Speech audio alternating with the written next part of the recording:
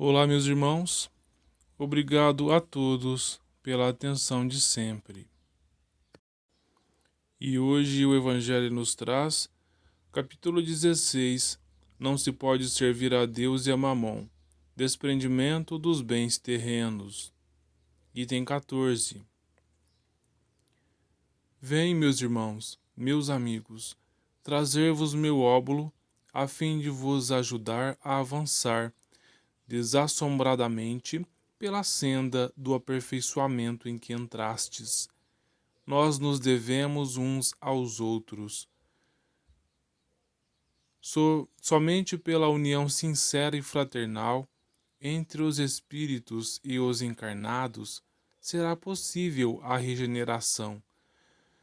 O amor aos bens terrenos constitui um dos mais fortes óbices ao adiantamento moral e espiritual. Pelo apego à posse de tais bens, destruís as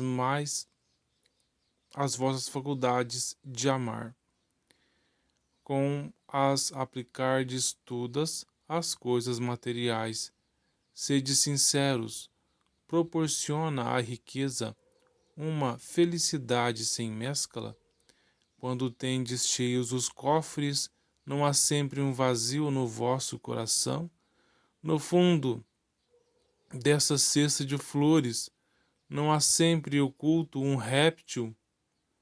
Compreendo a satisfação, bem justa, aliás, que experimenta o homem que, por meio do trabalho honrado assíduo, ganhou uma fortuna, mas dessa satisfação, muito natural e que Deus aprova, há um apego que absorve todos os outros sentimentos e paralisa os impulsos do coração, vai grande distância, tão grande quanto a que separa da prodigalidade exagerada a sórdida avareza, dois vícios entre os quais colocou Deus a caridade santa e salutar virtude que ensina o rico a dar sem ostentação, para que o pobre receba sem baixeza.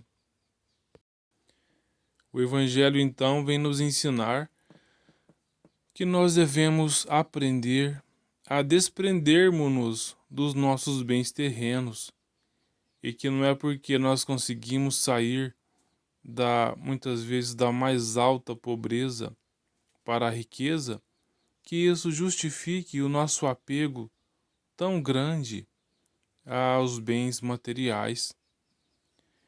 Nós devemos refletir o seguinte, que o cemitério é o lugar onde todos se igualam, ricos, pobres, negros e brancos, homossexuais.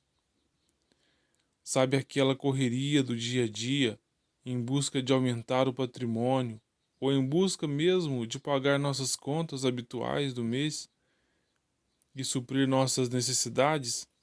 Pois é, ela também termina ali. O cemitério, portanto, é o grande igualador das massas. O que acontece é que a maioria dos seres humanos ainda tem medo da morte. No entanto, cuida muito pouco da vida.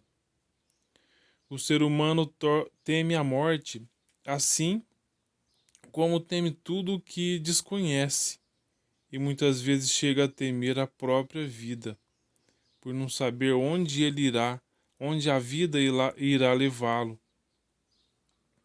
Já outros de nós se dizem religiosos e acreditam que vão para o céu ou para o inferno. Vivem em busca de ir para o céu, mas ainda amam o inferno, que muitas vezes é a consciência culpada, os vícios, que nem sempre são materiais, como a maledicência, vícios dos pensamentos, pensamentos ruins, né? Das vibrações nocivas. A doutrina que a gente professa, ou a nossa ausência de doutrina a seguir, não é o que determina para onde vamos, e sim aquilo que nós praticamos de bom ou de ruim com aquilo que aprendemos. Deixando o corpo sobre a terra, quando se rompem as amarras, nós permaneceremos tal como nós somos. Se somos ignorantes ou maus, ou também bons e virtuosos, assim nós continuaremos sendo. O que vai nos transformar em espíritos iluminados é o fato de conhecermos e praticarmos o Evangelho. O simples baixar do pano não faz milagres. Em analisando as virtudes após a desencarnação, um plebeu pode ser mais rico do que o rei, ou um operário mais rico do que o seu patrão. Jesus, no entanto, é o nosso sustentáculo para todas as horas. É a consolação na hora das dores, e nas horas alegres, ele é o nosso alerta, para que a gente não caia no sono das ilusões.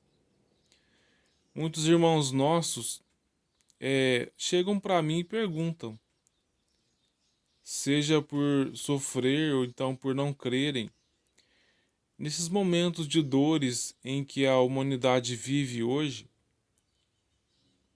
onde está Jesus? E eu respondo, né? Onde ele não está? Porque ele está em todos os lugares. E basta que nós queiramos e podemos perceber, porque ele está na pessoa do médico e dos enfermeiros socorrendo as pessoas. Ele está no auxílio aos espíritos que estão desencarnando. Jesus não está no final dessa caminhada. Ele está conosco, passo a passo, o tempo todo, nos orientando na tentativa de evitar que saiamos do caminho. Jesus também está na pessoa do desempregado, do mendigo que pede uma moeda, na mãe que roga um pedaço de pão para sustentar seu filho. Não existe um lugar onde ele não esteja, mas nós temos que ter olhos de ver, ouvidos de ouvir, mãos para auxiliar, e nós poderemos percebê-lo.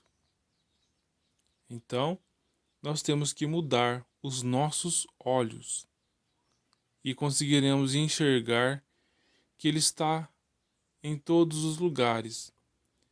E se aprendermos a ter gratidão por todas as coisas que recebemos, principalmente pelas lições, nós vamos percebê-lo. Muita paz a todos.